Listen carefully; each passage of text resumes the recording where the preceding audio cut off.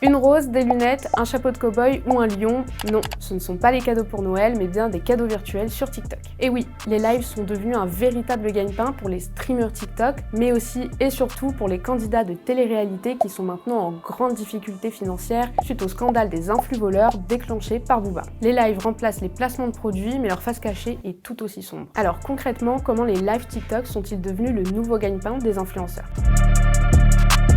Vous ne le savez peut-être pas, mais 64% des utilisateurs TikTok sont intéressés par du contenu en live. Alors TikTok a décidé d'investir dans la monétisation de ces lives afin de les dynamiser. Tout est bon pour faire un maximum d'argent. Les candidats de télé-réalité sont plus ou moins tous passés au live match. Adé Laurent et Sebi Dadi ont été les pionniers français et par la suite, les autres ont suivi sans pour autant abandonner leur Instagram, bien évidemment. Durant ces lives qui peuvent durer plusieurs heures, le match, lui, ne dure que 5 minutes. Deux influenceurs s'affrontent et parfois ils se trouvent dans la même villa et ils poussent leur communauté à leur envoyer un maximum de cadeaux virtuels. Après avoir crié et mendié des cadeaux pendant tout le live, l'influenceur qui a la jauge la plus remplie remporte le match. Chaque match gagné permet au TikToker d'intégrer un classement hebdomadaire et s'il est premier de ce classement, alors il remporte une somme d'argent importante de la part de TikTok. Les streamers TikTok peuvent gagner énormément d'argent grâce à leurs nombreux spectateurs. D'ailleurs, on a demandé à Anouchka, qui a participé à la dernière saison de la Villa, de nous en dire plus. Moi, ça me rapporte très peu.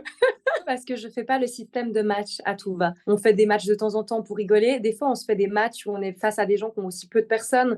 Donc, je peux gagner des matchs au tapotage. Donc, le tapotage, c'est gratuit. Les amis, on tapote tous sur galérer l'écran. sur ma vie, les gars, on va tapote tous sur galérer. l'écran. Je pense que la fois où je me suis fait le plus en live, je me suis fait $60. C'était mon maximum. Et quand je discute avec certains de mes amis qui sont sur la plateforme, qui font des gros matchs et qui me disent qu'en un match, ils sont 900 balles, alors ils restent très très longtemps. Hein. Ils restent des fois 5, 6, 7 heures.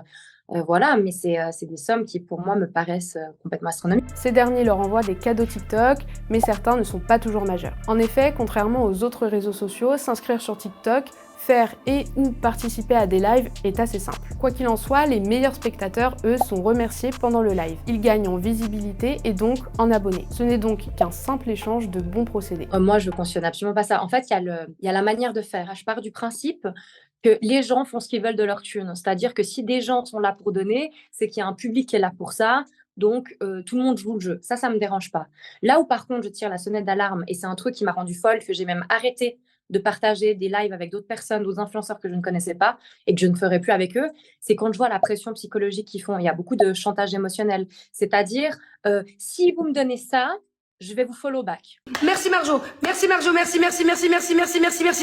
Ce qu'ils font, ça s'appelle de la mendicité. Je ne sais pas si vraiment ils pourraient aller dans la rue, tendre la main et dire donnez-moi tant, donnez-moi tant. Je pense que si on les mettait dehors avec un gobelet devant eux, ils ne feraient pas ce qu'ils font sur la plateforme et peut-être qu'ils pourraient aussi un peu se remettre en question. Et je pense qu'on peut faire les choses de façon plus éthique, plus intègre et plus propre que ce qui est en train de se faire en ce moment. Mais alors, comment les utilisateurs se procurent ces cadeaux virtuels ? En réalité, ce n'est pas très compliqué. Certains viewers qui sont accros à ce genre de live achètent des pièces avec du véritable argent et ce sont ces pièces qui permettent d'acheter les fameux cadeaux virtuels. 70 pièces coûtent 85 centimes, 350 pièces coûtent 41,25 € et le plus gros cadeau, lui, vaut 42 000 pièces, soit 760 €. Et oui, l'inflation aussi touche TikTok. À chaque fin de live, tous ces cadeaux se transforment en diamants pour les TikTokers. Et ces diamants se convertissent ensuite en véritable argent qui est directement versé sur leur compte. Même si TikTok prend entre 50 et 70% de commission, les TikTokers gagnent des sommes mirobolantes. Et d'autant plus que ces gains sont à ce jour non imposables. C'est donc un nouveau revenu pour les candidats de télé-réalité quand les placements de produits ne suffisent plus. Mais effectivement, je pense qu'il y a une totale cause à effet du fait que les gens qui étaient de base que sur Instagram, qui bombardaient de placements de produits, maintenant ils se retrouvent sur TikTok parce que ce business-là est en train de se péter la figure. Et du coup, maintenant, ils ont trouvé un autre moyen de se faire du bif. Alors un jour, si les live matchs ne fonctionnent plus sur TikTok, que feront les candidats de télé-réalité ? Dites-le nous en commentaire et abonnez-vous à Mademoiselle.